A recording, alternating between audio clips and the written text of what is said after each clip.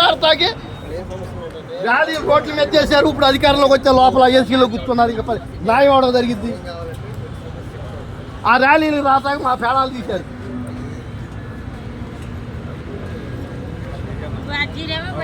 అర్జీలు అక్కడ ఇస్తాయి. ఈ కట్టపప్పుల్లోకి వెళ్తాయి, వాళ్ళ దగ్గరికి వెళ్తాయి. మాకు తెలుసు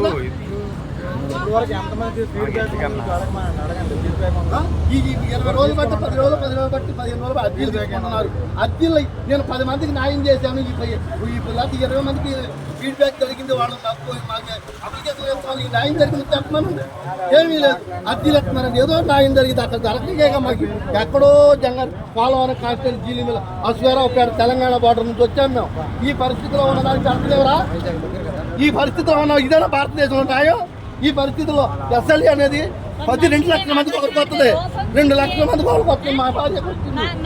నా పిల్లలు పెట్టుకోళ్ళు భార్య నుంచి ఎత్తే నా బిడ్డలు అయిపోతారని ఈనాడు వరకు పెంచుకున్నారు. ఇలా ఎవరి దగ్గరికి వెళ్ళలేదు. ఈ గవర్నమెంట్ ఆస్తులు రాయబడ్డాం. ఆ పెంచుతున్నాడు రాసిపెట్టి మా ఆర్థిక పరిస్థితి మీరు రాజకీయ పేరు పెద్దవాళ్ళు బయట నుంచి అదే పరిపాలన, అదే గొడవ కొత్త ఏంటన్నారు. గొడవ అంటారు ఏంటన్నా? అడిగితే గొడవ, అడగకపోతే నోరు మూసుకొని ఉంటాం. ఈ దేశంలో పేదోడు ఎప్పుడు నొక్కి పడింది. పేదోడు ఎప్పుడు నొక్కి పడిపోయింది ఈ దేశంలో.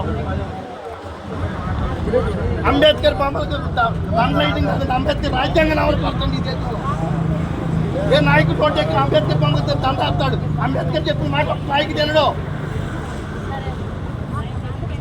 భారత రాజ్యాంగ నిర్మాణం అంటే పని మొదలు పెడతామంటారు. జ్యోతి రప్పులే దండాస్తా ఉంటారు. జ్యోతి రప్పులే పడతాలి చెప్పి ఇదేనా? అంబేద్కర్ చెప్పి ఇదేనా? డాక్టర్ బిఆర్ అంబేద్కర్ చెప్పాడా? డాక్టర్ బిఆర్ చెప్పాడా? అవుతుంటారన్నమాట. ఆ తగ్గి డైరెక్ట్ ఆయన తీసుకోవచ్చు. ఎంతమంది 100 మంది ఏమి లేరు కదా, ఇక్కడ 1000 మంది ఏమి లేరుగా. ఆయన తీసుకోవచ్చు. ఇన్ఛార్జ్ అన్నారు, ఇన్ఛార్జీలు తీసుకోవచ్చుగా.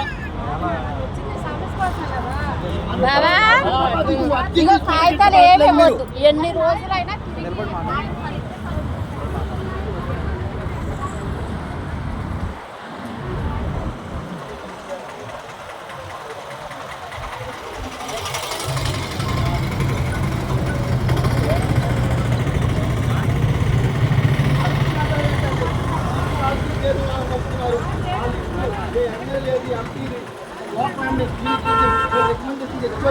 అయితే మరి న్యాయం చేయడం మాకు దేశంలో అంటే అంత స్థాయి మాకు లేదు. అంటే మన న్యాయం లేదు. ఓటు వేసేటప్పుడు గల్లీ గల్లీకి తిరిగారా? అప్పుడు మా దగ్గరికి ఎందుకు రావాలా? ఆ పెద్దవాళ్ళ దగ్గరికి వెళ్తే వాళ్ళు తిరిగా ఓటు వాళ్ళు ఓటు ఎత్తకే రారు.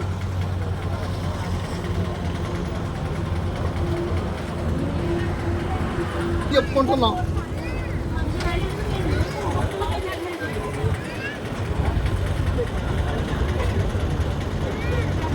పని తర్వాత ఇచ్చిన ముందు నువ్వు అద్దీ తీసుకుని నాకేదో పన్నంత అంతా ఏదో జరిగితే ఏదో నాటుతో బదిలి వెళ్తావు.